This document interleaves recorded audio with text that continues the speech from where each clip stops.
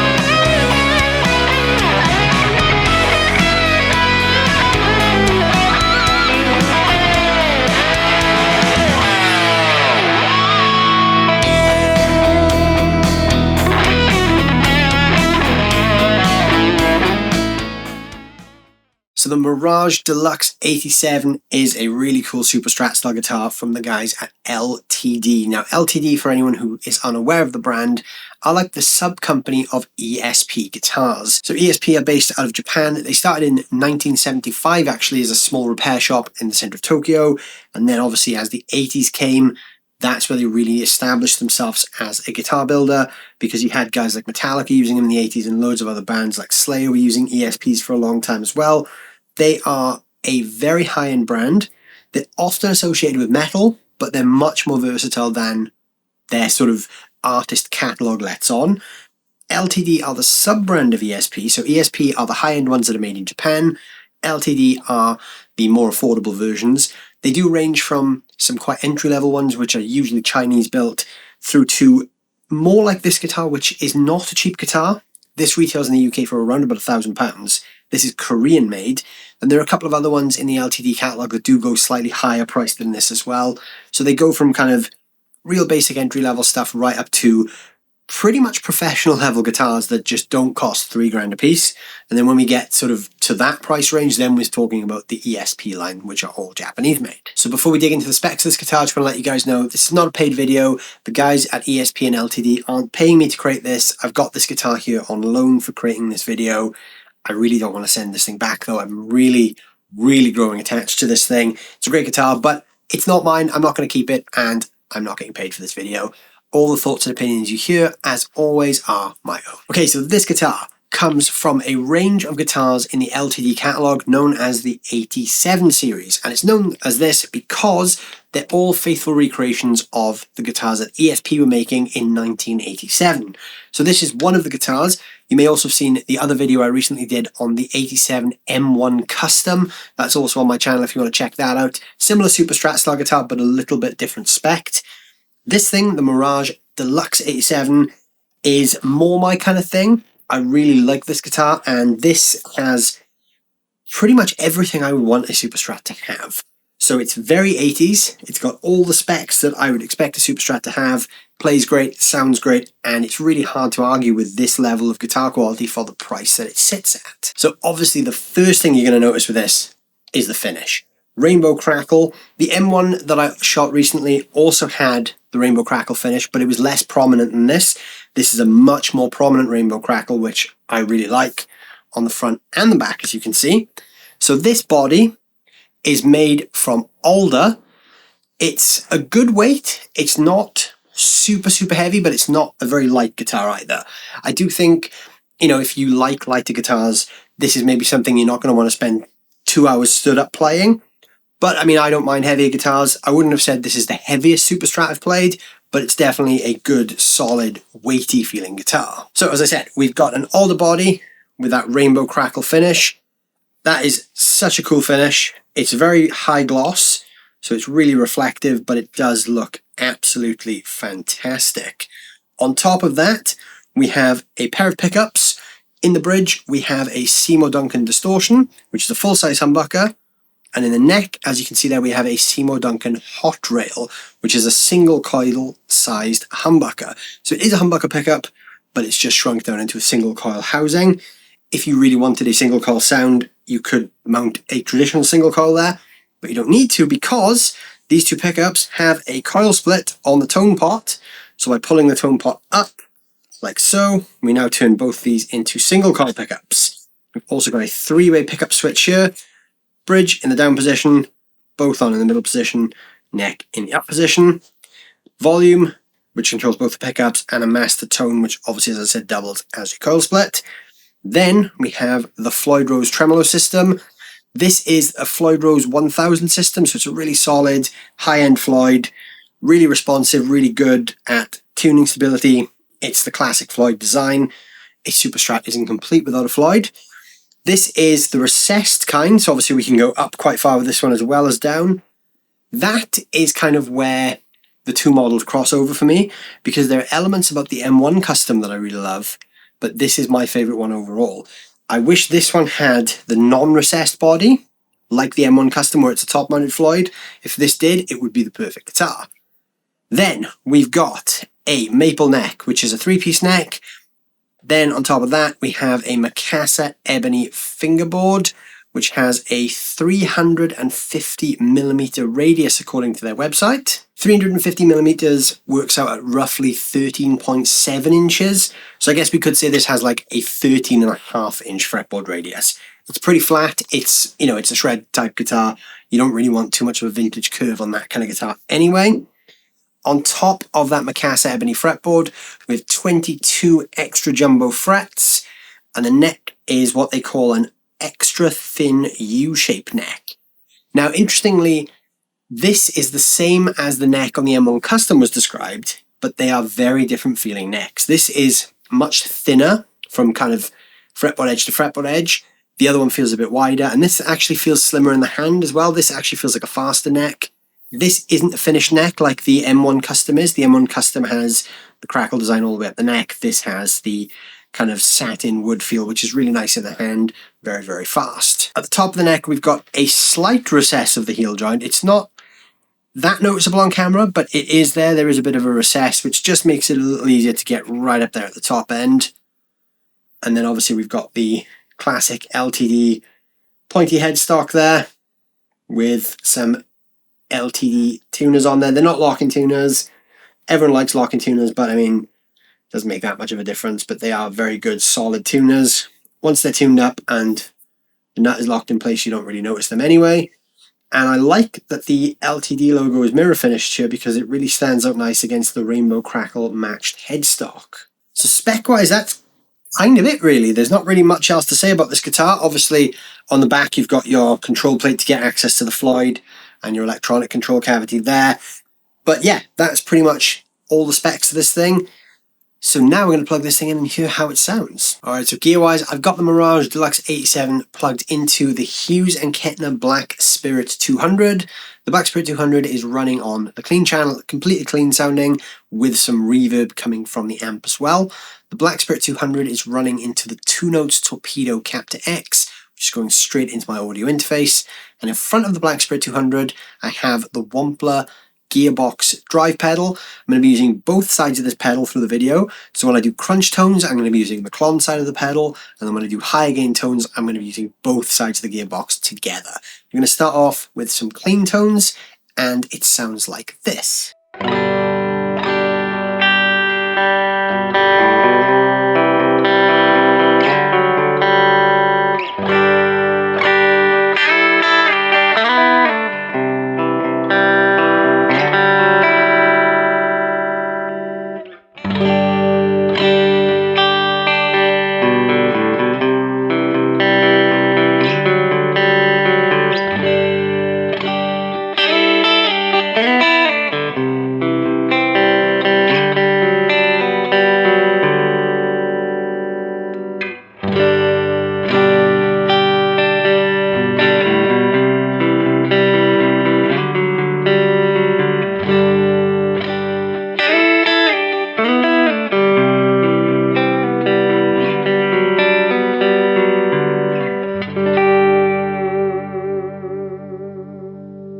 So those were the Humbucker clean tones. Now I'm going to pull up the tone control and engage the coil split.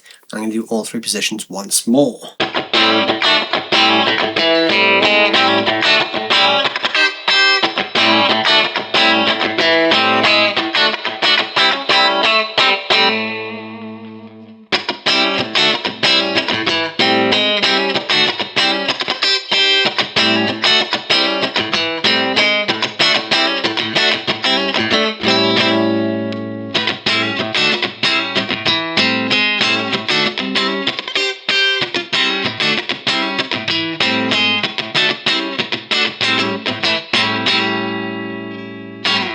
So considering ESP and LTD are known for kind of metal style guitars, and obviously a lot of metal players gravitate towards their guitars, those are some pretty good clean tones. I really like the coil split with the neck position. It's got a nice kind of bluesy funk sound to it.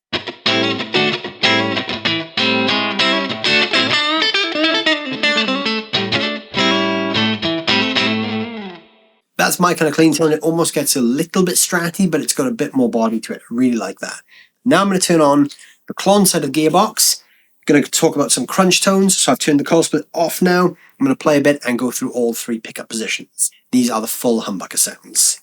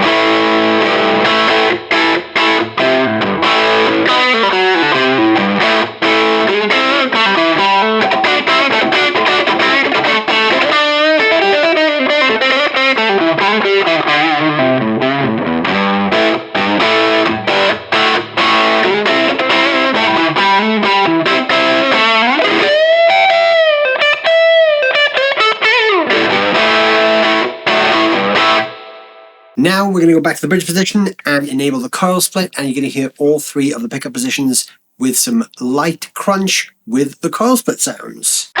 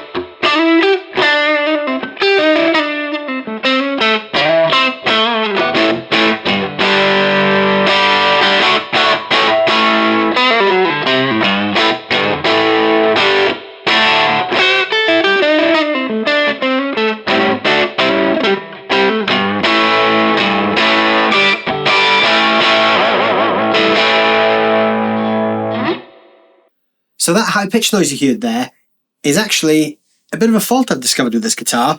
Now, the high E string has actually gotten caught underneath the last fret. So when I was feeling the side of the neck, I can't feel any sharp fret ends, but on closer inspection, that last fret is very slightly high. Now, I'm just going to put that down to this particular guitar.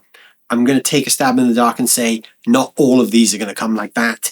I think this one, probably from shipping, probably from being in a shipping container and in a lorry for an extended period of time, might have caused that fret to lift slightly. Doesn't really affect the playability of the guitar, and that will be a really easy fix anyway.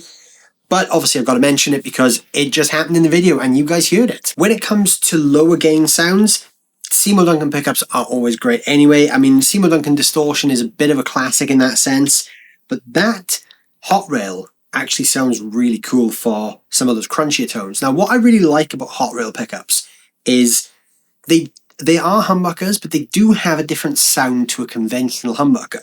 Now, when we talk about humbuckers, obviously it covers a bigger range of the string with what it picks up in terms of vibrations.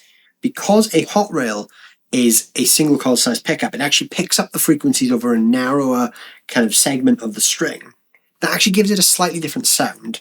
Now, a hot rail to me still retains a lot of that single coil bite, but we get the additional kind of low end that a neck humbucker would have, and obviously the lack of noise that a single coil would give us when we're playing with some gain. We still get that clarity, which I think is really important. So when we're playing single note stuff, it still kind of feels quite stratty to play.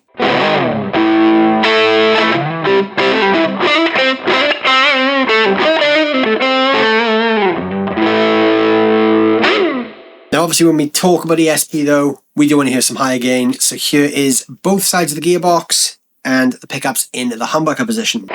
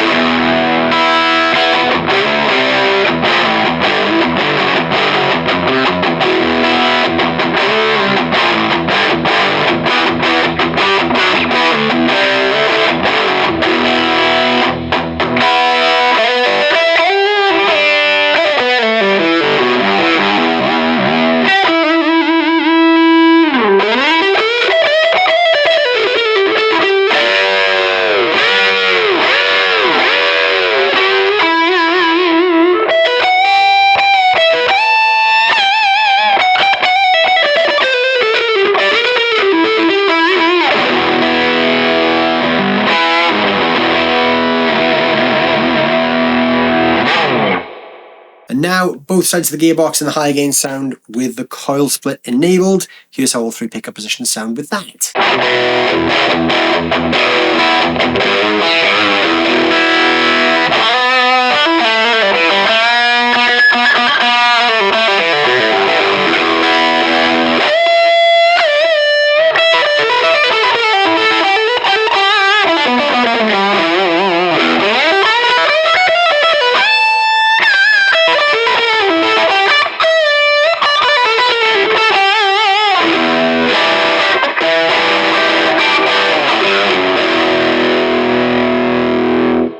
And that string thing just happened again. Middle position.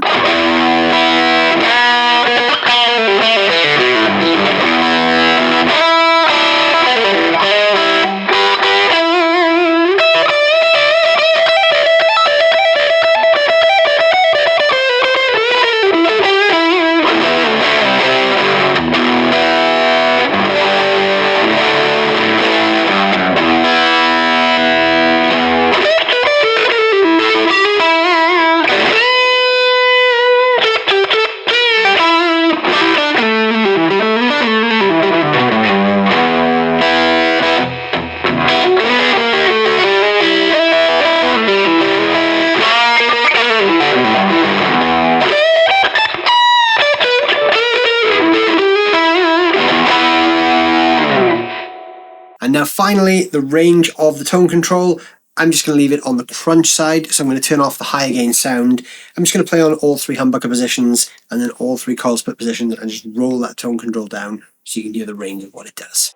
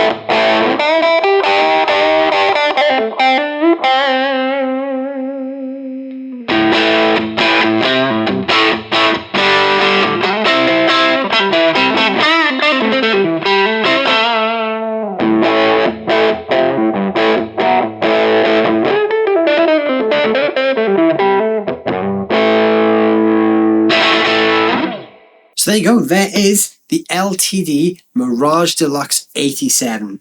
Now, I've got to say, I really like this guitar. I really, really like this guitar, and I don't really want to send this thing back. I'm really enjoying the way it feels, the way it plays.